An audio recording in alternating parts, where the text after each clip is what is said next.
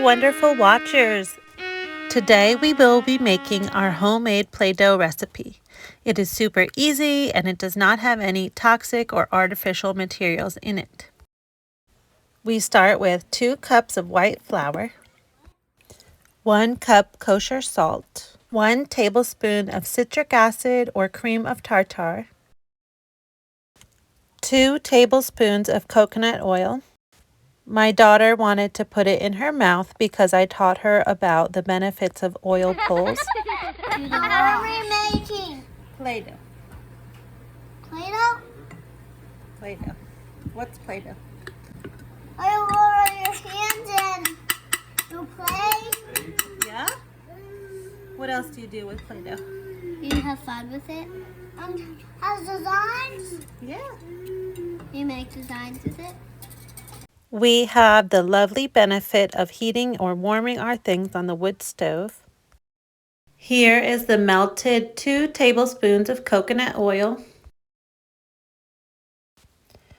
Here I'm grabbing the kettle for hot water, which I'll pour in slowly. It's about 2 cups, but depending on your dough's consistency, you might want to add more or less.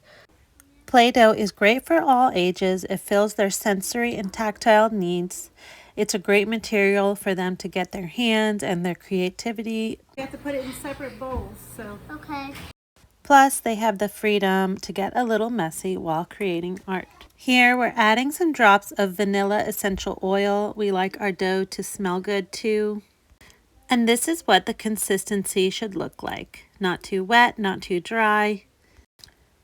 Then we'll add 3 more bowls and divide the dough into 4 equal parts so we can color them. We add about 8 to 12 drops per color. If you want it darker, you can add more. Mommy, my hands are all red. Good. Keep doing that. Get the bottom, roll it around. Mix the coloring in well until you don't see any more white colored dough.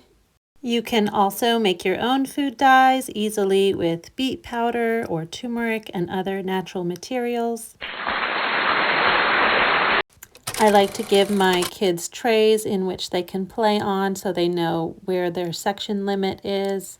With 4 kids, they're always fighting over something. I like to give them the jobs that they can do, for they always want to help.